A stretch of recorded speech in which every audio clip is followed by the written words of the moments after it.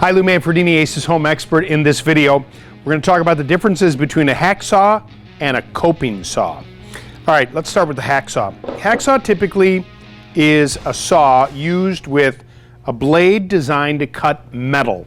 This is used quite extensively in the electrical trade. Electricians use a hacksaw quite a bit, cutting pipe and metal braces and things like that. But you can use it for a myriad of things, and depending on the blade that you choose, it's one of those things where you get a very fine cut. There are blades you could use to cut wood, but it's primarily a tool used for cutting metal. Now, a coping saw is a very different type of saw. It's used quite a bit. It's actually a very old tool.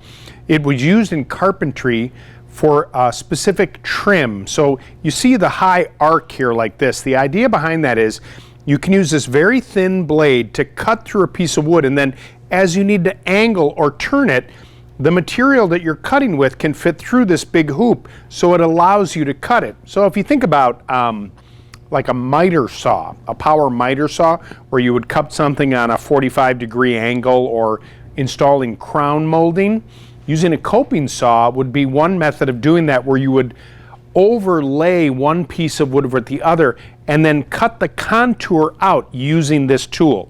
It's old school. It's great for small detailed work, and if you're doing any kind of arts and crafts, a coping saw is the tool to use. Coming up next, my video on this hacksaw. It's actually called a 5-in-1.